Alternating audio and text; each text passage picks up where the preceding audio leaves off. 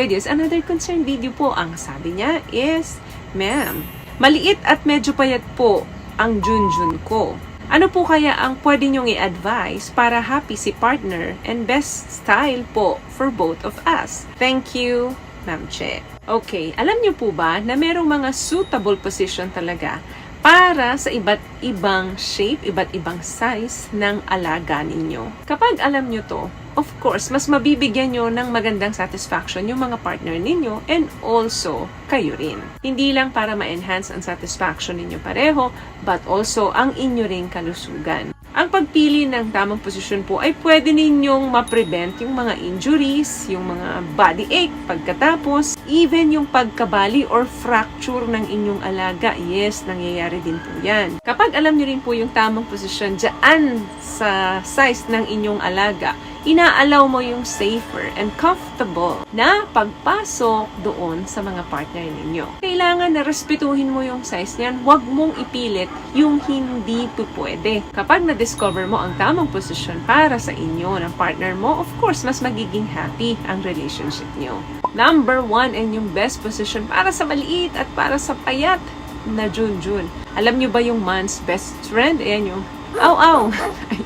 So, mahirap talaga matago ng mga words, ano? So, alam nyo na yan kung ano yung ibig kong sabihin. Bakit ito yung best? Kasi ang style na to, inaalaw niya ang iyong alaga na makapasok ng malalim doon sa kuweba ng partner mo. Kapag maliit yung alaga mo, dapat malalim ang pupuntahan yan. The more na mas malalim, mas buong-buo mong mapapasok ang alaga mo. And of course, mararamdaman yon ng partner mo. Kapag ginawa mo to, siguraduhin mong nakasarado yung dalawang hita niya. Usually kasi kapag ginagawa nyo yung posisyon ng man's best friend, naka-open, di ba, yung dalawang hita ng babae.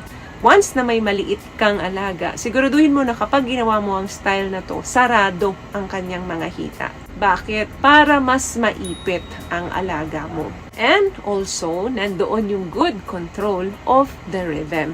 So, depende sa babae, may chance yung babae na maitama niya yung galaw niya or yung angle niya kung saan niya gusto patamain yan. Hindi lang ikaw yung may control. Instead, even yung partner mo. Pangalawa, sideways. Ito, ikaw yung nasa likod ng partner mo. Nakatagilid kayo pareho kasi nga, sideways. Although, hindi nito kaya ang malalim na pagpasok doon sa kuweba ng partner mo dahil nga ang may kakayanan lang nun is yung man's best friend na position. Pero, ang ganitong posisyon, napaka-comfortable and idea para sa inyong dalawa. Nakokontrol din ninyo yung movements ng bawat isa. Dahil magkadikit ang inyong mga katawan, nai-increase yung sensation ninyo pareho. Para mas mag-increase ang inyong pleasure. What I love about this product, itong No More Dark Secret ng K-Skin, bukod sa may advanced whitening na siya na kung saan pwede niyang matulungan na pumuti yung mga singit-singit mo, moisturizing, meron siyang anti-irritation, antibacterial, maintain healthy pH level. Hindi lang pambabae, meron din po tayong pang-lalaki. Pangatlo, pahabain mo ang foreplay. Kapag mas mahaba ito, of course, mas masaya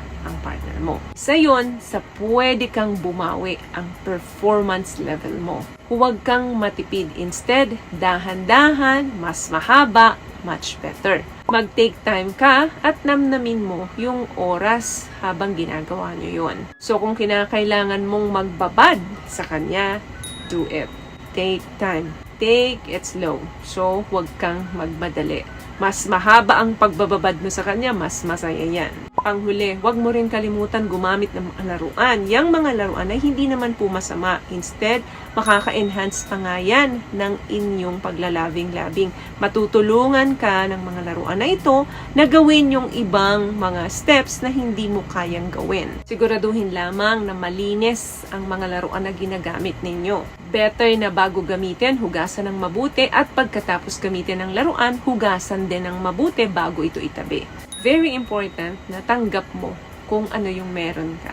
Huwag mong gawing hindrance yan para mag-perform ng mabuti sa partner mo. So, may nakakabang tips sa mga napag-usapan natin ngayon. At kung nagustuhan mo ang ating video, please give it a thumbs up, comment down below, and also share this video na rin po sa mga kaibigan na sa tingin yung matutulungan ng video natin.